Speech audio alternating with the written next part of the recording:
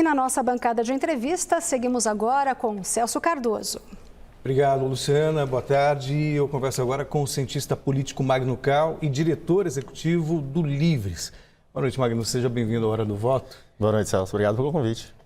Inicialmente, claro, as apurações estão começando agora, mas é possível já fazer um balanço dessas eleições 2022? Acho que dá para fazer um balanço do dia de eleição. Acho que havia muita expectativa, muito medo generalizado entre as pessoas sobre possíveis confusões, conflitos. Violência. E me parece violência, e me parece que foi um dia razoavelmente normal. Inclusive, os problemas que nós vimos durante o dia, substituição de urna, problemas, um pouco até os atrasos, são problemas que acontecem em qualquer evento que gera uma mobilização de quase 100 milhões de pessoas, mais 100 milhões de pessoas. Então, o dia foi bem tranquilo, felizmente não houve grandes problemas.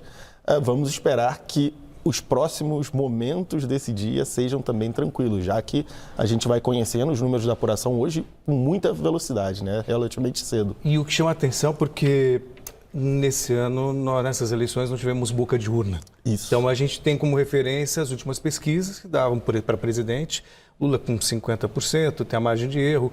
Agora, nesse começo de apuração, o que a gente vê é Bolsonaro liderando. Tem uma explicação para isso?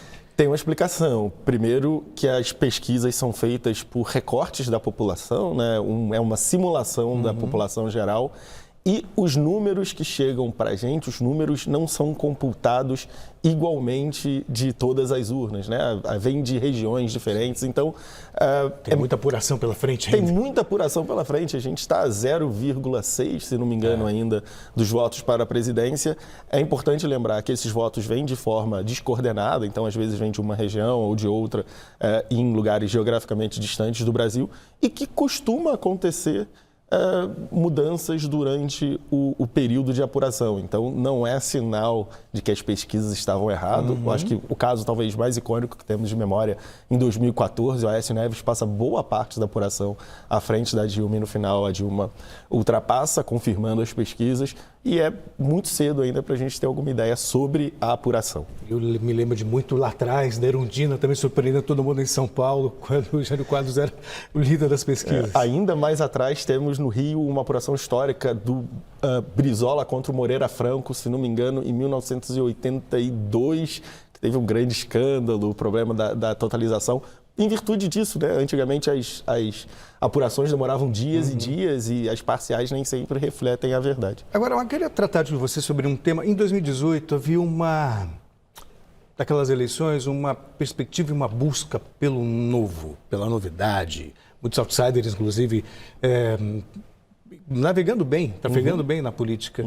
Hoje, podemos dizer que a gente está voltando ao que havia de mais tradicional na política, considerando até toda a campanha para presidente? Eu acredito que sim, Celso. Tem dois fatores aí que são interessantes. Eu acho que o primeiro é realmente o pêndulo político retornando. Você diz, de 2018 havia mesmo uma aspiração pela novidade, pela renovação, e me parece que nesses últimos 4 anos o pêndulo voltou um pouco para normalização, as pessoas retornando para aquele voto mais tradicional. Inclusive, a gente consegue ver isso no próprio discurso dos candidatos durante a campanha. É um discurso muito mais de estabilidade, de confiança, do que de renovação, de novidade, que era em 2018. Outro ponto é o financiamento da campanha por meio do fundo eleitoral. E nas últimas semanas nós tivemos, uma vez que a gente tem um pouco mais da quebra de como esse fundo está sendo usado, nós tivemos diversas reportagens, diversas análises sobre o tema, e ficou bastante claro que há um direcionamento por parte da direção dos partidos de recursos para aqueles candidatos que são já estão há muito tempo, ou candidatos à reeleição, ou aqueles que já estão há muito tempo na política, são candidatos que são deputados estaduais hoje, querem ir para deputados federais, ou são parentes de políticos já estabelecidos, ou são pessoas que têm uma vida partidária já muito longa. Então, isso tudo favorece há uma tendência, é claro, a gente não sabe como vai ser uma vez que as urnas são abertas, mas me parece haver uma tendência para uma renovação menor, principalmente quando a gente trata da Câmara Federal, que deve ter a menor taxa de renovação desde a redemocratização, e também nos governos estaduais. Em 2018, nós tivemos bastante governadores eleitos sem uma prévia história na política, e imagino que esse ano a taxa de renovação vai ser bem menor. Acha que tem um quê também de frustração com tudo isso? Certamente. Havia uma expectativa de renovação pela renovação, de trocar por trocar. Nós estamos de saco cheio desse pessoal, então nós vamos colocar gente outros. nova que de repente possa fazer algo diferente. Exato, mas no final das contas, é importante termos a possibilidade de renovação, de que aquele que hoje ocupa um cargo público saiba que os eleitores estão olhando e que na próxima vez ele pode não ser reeleito. Mas também é importante que a renovação não seja só trocar uma pessoa por outra, mas sim pensar nas ideias, na capacidade daquelas pessoas que são eleitas de desempenhar aquela função. E a gente vai para o Luciano agora, voltamos daqui a pouco. Então daqui a pouco a gente volta a conversar. Luciano Alerj, por favor. Obrigado, Zé Paz. E Celso Cardoso segue agora com a análise das eleições na bancada de entrevistas do Hora do Voto. Voltamos a conversar com o cientista político Magno Cal, diretor executivo do Livres. Pegando essa questão, só para aproveitar, deixa aí da nossa reportagem, a biometria. Tem muita gente que se surpreendeu, conseguiu fazer porque não havia feito antes, mas tem uma parceria do próprio Justiça Eleitoral com o Denatran, com o Detran, que permitiu que isso pudesse acontecer, né? É verdade. Inclusive, não sei como foi em outras regiões de votação, na minha sessão eleitoral havia inclusive cartazes explicativos informando, tranquilizando as pessoas. Se você não coletou a biometria, mas a sua biometria está coletada, fique tranquilo, porque nós temos um convênio, se não me engano, a Justiça Eleitoral com o Detran e Denatran. Isso, e passaram diretamente, né? Para quem tem habilitação, passou diretamente para as... Agora, voltando às eleições, a gente falava da novidade, da não novidade, da volta dos políticos tradicionais. Como é que você avalia o naufrágio? As eleições ainda estão sendo apuradas, mas para mim é muito claro que a terceira via naufragou. E a que se deve a esse naufrágio da terceira via, que era tão esperado por muita gente, de repente, até com a possibilidade de expectativa de mudança no país? Eu acho que há dois grandes pontos para explicar o naufrágio das candidaturas alternativas, né? Ciro Gomes, Tebet e outras. A primeira é que nós temos dois grandes polos com voto muito cristalizado. O eleitor mais inclinado à direita tem muita convicção do voto em Jair Bolsonaro e o eleitor mais inclinado à esquerda tem muito voto e convicção em Lula.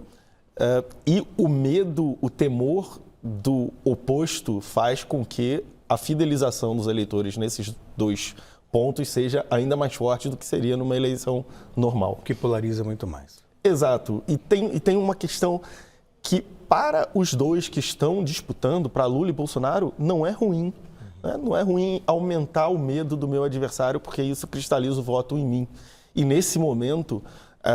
e não é segredo, a gente vê isso pelas mídias sociais, a gente vê isso pela própria imprensa, há um tanto de julgamento sobre aqueles que desejam votar em outros candidatos, porque estariam, em tese, habilitando a vitória de um ou de outro. Eu acho que esse é um fator muito importante. Outro fator é que as terceiras vias não trabalharam, principalmente a terceira via representada por Simone Tebet, não trabalharam num plano de longo prazo. A candidatura de Tebet é viabilizada já durante 2022. Ciro Gomes não. Ciro Gomes tem um trabalho um pouco mais longo, mas o trabalho dele é muito mais difícil porque ele está um pouco mais no campo da esquerda do que Simone Tebet estaria no campo da direita. Então, Simone Tebet é uma candidata mais de centro, Ciro Gomes é um candidato mais à esquerda. Por mais que tenha feito um trabalho muito longo, esse campo tende a ser capturado pelo presidente Lula.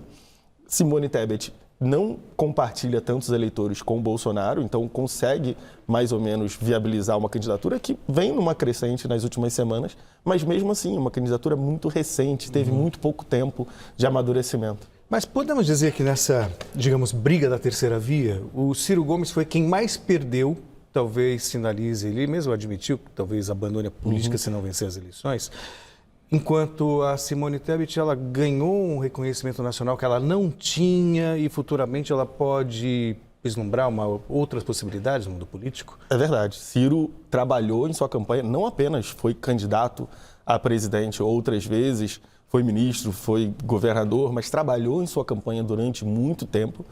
Em 2018 já teve uma postura de bastante enfrentamento com o próprio PT, com a própria esquerda, ou seja, tentando disputar dentro do campo da centro-esquerda uma ascendência sobre aqueles eleitores com o próprio campo do presidente Lula, e talvez isso tenha ficado um pouco mais visível agora na reta final do primeiro turno. Talvez isso tenha desgastado o Ciro Gomes um pouco mais. E Simone Tebet tinha menos expectativa sobre sua própria candidatura do que Ciro Gomes. Ciro Gomes trabalhou durante muitos anos na construção daquele campo ali, um campo de esquerda não petista. Simone se viabiliza muito tarde no jogo, havia uma expectativa ali na prévia do PSDB com Eduardo Leite e João Dória. A expectativa era que daí sairia o candidato desse campo. Acabou que Dória vence Leite, mas não consegue se viabilizar. Simone aparece quase como um plano B. E, na verdade, foi uma surpresa a ascendência dela nessa reta final, que a capacita não apenas como uma player bastante importante na próxima legislatura, nos próximos 4 anos. Simone vai estar sem cargo, o mandato dela no Senado vence agora, mas possivelmente como líder de um campo político daqui para frente. Se imaginarmos, vai haver um campo mais à esquerda ligado ao PT, a Lula, um campo mais à direita ligado a Bolsonaro, e há ali um campo no centro. Simone tem a capacidade de se reconhecer como uma potencial líder desse campo e talvez liderar uma construção para os próximos 4 anos, para evitar que aconteça com a terceira via, como estamos chamando agora, o que aconteceu em 2022, uma candidatura armada às pressas que ninguém sabia quem exatamente era o líder. Há possibilidade agora desses partidos, PSDB, Cidadania, MDB, de vislumbrarem uma construção de médio e longo prazo, ao invés de levarem as coisas e só decidirem em 2026, no ano da eleição. Mas você acredita na definição da eleição em primeiro turno? Se não, o que você imagina nesse segundo turno tão polarizado com Lula e Bolsonaro? Essa é a nossa 8ª eleição presidencial depois da redemocratização. Só 2 foram decididas em primeiro turno, em 94 e 98. As pesquisas estão ainda à margem de erro. Eu não acho que haverá vitória em primeiro turno na eleição presidencial e acredito que teremos uma campanha bastante dura no segundo turno. Dura no sentido de verbalmente muito forte no espírito que nós vimos no último debate. Uma campanha feia. Eu não acho que nós teremos, a partir de agora, uma campanha focada em ideias, em propostas. Nós teremos uma campanha feia, uma campanha difícil, se for o caso focada mesmo. nas acusações. Focadas em acusações, focadas em ex-presidiário, genocida, esse tipo de eleição que a gente se acostumou a ver no Brasil, em que, infelizmente, ainda não foi dessa vez que nós tivemos uma campanha focada em ideias. E acredito que, se houver um segundo turno, a tendência é que o que nós vimos nesse último debate foi um debate particularmente feio, que isso se repita nas próximas semanas, com os dois lados jogando todas as fichas, né? E aí, como é que você vê o mapeamento de apoios? Em 2018, o Ciro foi para Paris. Vocês que lutem, eu vou estar fora. Nesse momento no Brasil, Simone, Ciro, o que você entende que vai acontecer? Celso, eu acho que a gente já está vivendo em 2022 um quadro inédito para as eleições presidenciais no Brasil, que é o presidente em exercício numa situação eleitoralmente bastante difícil. Nos primeiros debates até causou um tanto de estranhamento ver o presidente partindo para o ataque. Em geral, o presidente está na frente das pesquisas, está ali numa posição mais defensiva. Nós vimos durante toda essa campanha Bolsonaro na ofensiva, porque está atrás nas pesquisas. E tem um outro fator, Bolsonaro tem mais dificuldade para atrair apoios do que Lula. Nós devemos ver nesse segundo turno, caso haja segundo turno, caso as coisas avancem da forma que nos parecem que avançarão, Ciro e Simone Tebet apoiando o Lula e Bolsonaro tendo muita dificuldade em agregar novos elementos para a sua campanha, sejam governadores, sejam senadores, sejam artistas, sejam formadores de opinião, sejam outros candidatos. Bolsonaro construiu para si uma taxa de rejeição bastante significativa, principalmente se pensarmos no tanto de rejeição que o PT tem, no tanto de rejeição que o PT pode ou poderia ter construído nesse período em que Lula esteve na prisão, em que vimos Lava Jato, em que vimos todos os escândalos, mesmo assim, hoje, Bolsonaro tem muito mais dificuldade em atrair apoios de não bolsonaristas do que Lula tem dificuldade de atrair não petistas. Perfeito. A gente volta a conversar daqui a pouquinho. Vamos voltar com a atualização da apuração com a Luciana e o Laerte. De volta para a bancada de entrevistas, Celso Cardoso segue a análise de dados com Magno Carl. Exatamente, Luciana. A gente volta a conversar com o cientista político Magno Carl. Vi você atentamente, né, observando todos os números. O que mais te chama a atenção de tudo que você viu na apuração nos estados? Me chama a atenção, por enquanto, é que as pesquisas conseguiram pelo menos captar o espírito da direção das urnas. Acho que ainda estamos vendo algumas mudanças. Por exemplo, nós temos o Tarcísio liderando em São Paulo nessas primeiras urnas, nós temos Bolsonaro liderando no país nessas primeiras urnas. O contrário do que previam as pesquisas, mas ainda é muito cedo. Ainda assim, eu acho que é importante a gente ver qual é, desde o início, esse direcionamento, para onde as coisas... Porque, vale lembrar, em 2018, houve muitas surpresas no dia da urna. Esse ano a gente não teve a boca de urna, mas teve muita surpresa na urna, pelo fenômeno dos eleitores decidirem o seu voto na última hora, que é bastante presente na nossa cultura. O pessoal que decide ali nos últimos 2, 3 dias, no caminho da urna, em quem irá votar. A questão do voto útil, eu acho que se a gente trouxer para a nossa realidade aqui de São Paulo, talvez tenha mais a ver com a eleição presidencial do que com a eleição estadual. Mas, assim, o baixo índice do Rodrigo Garcia te surpreende? Me surpreende. Por estar no governo, né? Exato. Não apenas por estar no governo, mas por representar ao menos parte de um grupo que está no governo há algumas décadas em São Paulo. O PSDB, é possível que tenhamos hoje o PSDB fora do segundo turno em São Paulo desde a redemocratização. Pela primeira vez, o PSDB não estará disputando o segundo turno para o cargo de governo de São Paulo. É significativo e resultado da grande confusão que foi esse campo durante os últimos 4 anos aqui, com o João Dória dizendo que sairia, assumindo um compromisso que sairia para Rodrigo Garcia assumir. Geraldo Alckmin, um grande representante desse campo, foi governador 3 vezes em São Paulo, saindo, buscando outros abrigos, hoje no PSB, junto de Márcio França, que tinha sido vice de Geraldo Alckmin. Enfim, havia um campo bem estabelecido em São Paulo do PSDB, que não apenas perde seus membros, corre risco de perder a eleição, mas perde eleitores que foram um pouco mais à direita no campo de Tarcísio, ou também eleitores que, vamos dizer, não necessariamente mudaram de ideia, mas podem ter acompanhado Geraldo Alckmin em direção à candidatura de Fernando Haddad. Ou seja, essa migração esse posicionamento mais à direita do PSDB talvez não tenha sido suficiente para brigar com quem representa a direita de fato. Exato, é sempre um desafio para um partido que quer fazer uma remodelagem da sua postura quando existe outro player naquele lado também. Então, é um problema parecido com o Ciro Gomes, por exemplo, que ao tentar ir mais para a esquerda acabou batendo com um eleitorado já consolidado de Lula, e aí na dúvida entre votar em alguém de esquerda, Ciro ou Lula, o eleitor acaba escolhendo Lula, e um pouco também no PSDB. O PSDB tenta buscar um eleitor mais à direita, tinha um campo consolidado em São Paulo junto a esse eleitor, mas aí aparece uma força mais à direita que o rouba um pouco de votos. O desgaste natural e principalmente o desgaste do governo João Dória em São Paulo também faz com que parte desse eleitorado migre para outras paragens. E também vale destacar, Lula tem tido uma projeção de votos em São Paulo acima de Jair Bolsonaro. E não necessariamente, mas é compreensível que um eleitor já inclinado a votar em Lula para presidente acabe por optar também por Fernando Haddad.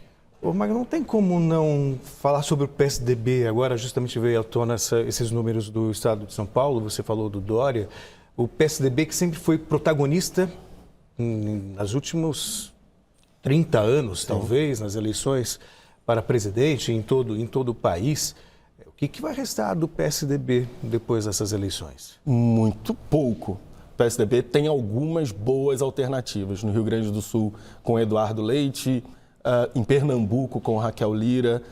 Há possibilidade, e são 2 candidatos jovens, então há a possibilidade do PSDB se renovar, mas o partido enfrentará dificuldades. Já saiu de 2018 como um partido bem menor do que costumava ser, já não tendo um protagonismo visível na Câmara dos Deputados, passou para ser um partido médio, teve uma chance de fazer, no mínimo, a gente falava aqui sobre a terceira via, eu acho que o PSDB teve uma possibilidade de indicar uma tendência de futuro com, por exemplo, uma candidatura do Eduardo Leite, que é um jovem, 35 anos, já com experiência, tendo sido governador e prefeito, mas escolheu João Dória, que não conseguiu se viabilizar, então poderia ter apontado para um campo, olha, em 2022 nós temos uma eleição difícil, provavelmente vamos perder, mas estamos construindo um futuro.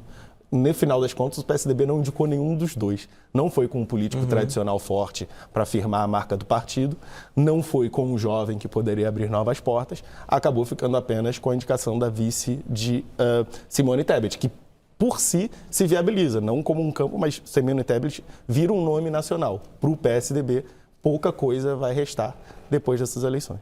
Magno, eu queria agradecer você pela entrevista esclarecedora e edificante aqui na Hora do Voto. Tá obrigado, bom? Celso. Muito obrigado. Conversei com o Magno Cal, que é cientista político e também diretor executivo do Livres. Luciana, Laerte,